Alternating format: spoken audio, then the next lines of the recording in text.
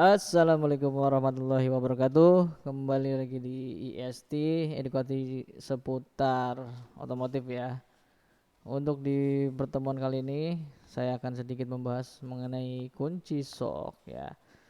Sebelum mulai materi, alangkah baiknya subscribe, silahkan diklik tombol subscribe dan like, komen ya. Kalau ada yang kurang paham, silahkan di komen supaya channel ini semakin berkembang lagi. Terima kasih. Oke, untuk pertemuan kali ini saya akan sedikit menyinggung membahas mengenai kunci sok ya. Nah, mungkin sudah banyak yang tahu ya untuk mengenai alat ini, kunci ya. Nah, seperti ini ya, nih gambarnya ada di samping. Nah, kunci sok atau dikenal dengan sebutan kunci wrench merupakan salah satu alat bengkel yang juga paling umum digunakan ya. Nah, biasanya montir-montir ini menggunakan alat ini ya karena jenisnya lebih fleksibel ya dan lebih aman. Makanya kalau dengan menggunakan kunci pas atau ring kan mereka masih ada kemungkinan slack dan sebagainya ya. Karena ada beban yang dipaksakan ya. Jadi ketika menggunakan kunci sok ini, jadi kan hampir keseluruhan kepala dari si baut itu terlindungi ya. Dalam artian beban atau momen kekuatan kunci ini lebih daya cengkeramnya lebih maksimal dan lebih aman ya. Jadi kemungkinan slack itu sangat sedikit. Nah, bentuknya yang seperti tabung ya, ada pada bagian tengahnya berongga dan berlubang ya. Jadi seperti ini ya. Ini gambarnya. Jadi bentuknya seperti tabung dan ada rongga-rongganya ya, berlubang. Nah, bentuknya adalah heksagonal ya, dengan persegi 6. Nah, persegi 6 untuk bagian dalamnya ya. Jadi menyesuaikan dengan si kepala baut. Nah, ada juga yang double heksagonal ya. Jadi segi 12 ya. Ada segi 4, segi 5, segi 6, segi 12. Nah, tergantung dari tergantung dari kebutuhannya ya. Jadi semakin besar ukuran ataupun diameter dari si lubang itu mempengaruhi diameter dari si baut tersebut ya. Jadi semakin besar maka rongganya juga akan semakin lebar. Sedangkan pada sisi lain terdapat lubang berbentuk kotak persegi yang digunakan sebagai tempat untuk memasang kunci sok. Nah, untuk bagian depan itu tadi berbentuk heksagonal dan di bagian belakang berbentuk persegi 4 ya. Nah, itu adalah untuk Untuk meletakkan ataupun mengaitkan si antar kunci ya, dari kunci ke lengannya ya. Jadi kan dia sifatnya fleksibel ya. Jadi ketika ingin menggunakan kunci ini dengan baut yang kecil ataupun besar, itu tangkainya hanya satu ya. Jadi bisa di bolak-balik ya. Nah, seperti itu. Nah, pada kelengkapan kunci sok seperti raket atau the sliding ya, the sliding bar. Nah, apa sebenarnya jenis dan fungsi kunci sok ini? Ada berbagai cara menggunakannya. Nah, ini ya. Tadi jadi macam-macam, ada yang bentuknya segi 6, segi 12 dan sebagainya. Nah, sekarang kita akan membahas untuk mengenai fungsi. Nah, apa sih fungsinya ya untuk si kunci sok ini ya? Fungsi kunci sok adalah untuk melepas dan memasang baut dan mur ya yang ada di kendaraan ya. Ya udah pasti sudah tahu lah. Jadi kegunaannya adalah untuk melepaskan kunci ya, melepaskan si mur atau baut pada kendaraan ataupun biasanya digunakan untuk melepaskan ban ya, roda ya. Kalau tidak ada kunci roda atau kunci bintang biasanya dia juga bisa untuk alternatif Untuk membukanya itu juga bisa dipasang menggunakan kunci ini.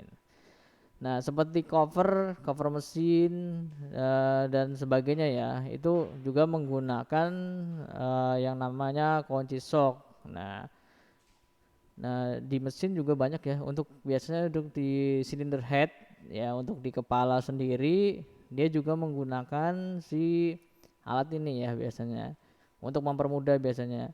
Tapi ya biasanya juga dikombinasikan dengan gagang yang panjang ya. Hal itu untuk mengurangi si momen ya. Jadi semakin panjang lengan lengan ayunnya, maka akan semakin ringan ya. Jadi biasanya kalau apalagi untuk kendaraan-kendaraan seperti truk ya, itu juga bisa digunakan, bisa menambahkan semacam pipa ya biasanya. Jadi ketika pipa dengan si gagang itu terlalu kecil, kalau semakin pendek ukuran lengan, maka bebannya akan semakin besar ya. Nah, ketika disambung biasanya ya, kalau supir-supir truk kan biasanya mereka menyambung dengan paralon ataupun yang panjang itu biasanya.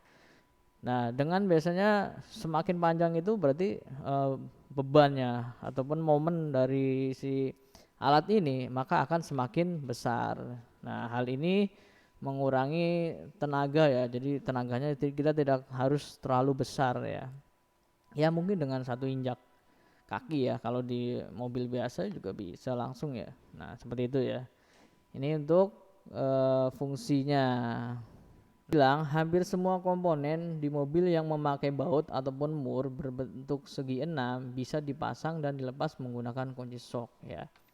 Jadi semua komponen ya yang tadi sudah saya sebutkan seperti ban ya, ban itu juga bisa dikendorkan dengan si kunci ini ya. Terus cylinder head juga bisa, terus baut-baut yang memang memerlukan pengencangan khusus ya, seperti engsel, bagian engsel dan sebagainya itu kan tidak sembarangan ya. Jadi dengan alat, kalau dengan kunci pas ring bisa ya, tapi juga bisa merusak ya. Akan lebih baik digunakanlah alat ini ya, kunci shock ini.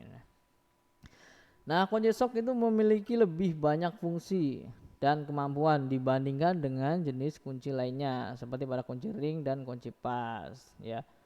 Jadi dari segi ekonomis ataupun dari segi kekuatan, dengan menggunakan kunci shock itu jauh lebih safety ya, jauh lebih aman. Nah, jadi momennya itu kan kalau dengan kunci pas itu kan kurang, apalagi kunci ring ya. Itu jadi daya cengkram si alat tersebut untuk menggigit si baut itu akan kurang maksimal ya. Maka lebih baik untuk menghindari hal-hal selek dan sebagainya, itu lebih kita sarankan menggunakan kunci shock. Nah, seperti itu ya.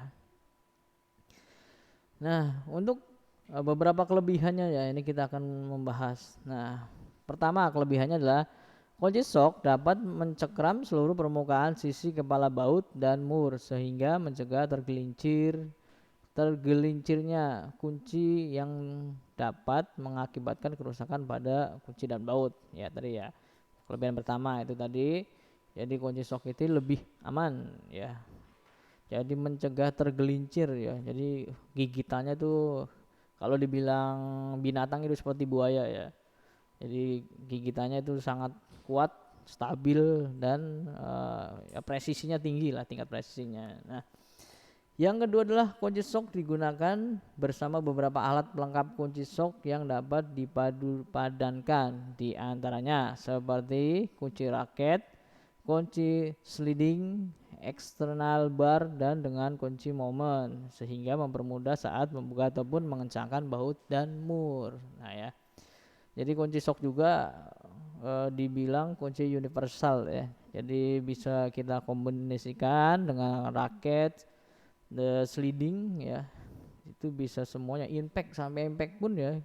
Itu di bengkel-bengkel besar dia juga matanya itu kan dengan mata ininya ya. Itu dengan menggunakan kunci shock ya.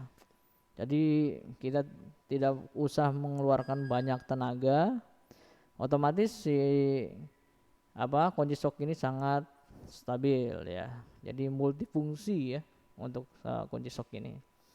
Selanjutnya kunci shock dapat digunakan untuk melepas ataupun mengencangkan baut yang berada jauh di dalam permukaan. Contoh pada mur roda mobil. Nah, ini ya. Jadi kunci shock itu digunakan untuk melepas seperti apa ya? Kalau kalian pernah membuka kap bagian depan mobil sendiri, itu kan ada contoh kita untuk melepaskan filter saringan oli ya. Biasanya itu kan ada di yang cukup di dalam ya, cukup ribet ya. Kalau kita dengan kunci pas atau kunci ring itu kan agak susah ya. Makanya dengan kunci shock ini kita bisa mengkombinasikan. Jadi dengan kunci ini posisi di dalam pun bisa kita mempermudah ya. Jadi sangat mudah dan sangat membantu dalam pekerjaan si mekanik itu ya. Nah, itu beberapa fungsi ya dan kelebihan dari si kunci shock tersebut. Nanti akan kita bahas lagi di pertemuan-pertemuan berikutnya mengenai bagian-bagiannya dan cara menggunakannya, dan juga ada macam-macam dan jenis-jenisnya ya. Banyak sekali ini. Nanti akan kita sambung di part 1, 2, 3, 4 dan seterusnya. Oke, untuk sementara itu dulu yang dapat saya sampaikan. Kalau ada yang kurang jelas ataupun pertanyaan ataupun sanggahan, silakan komen di kolom komentar ya. Untuk sementara saya sudahi dulu. Billahi taufiq wal hidayah. Assalamualaikum warahmatullahi wabarakatuh.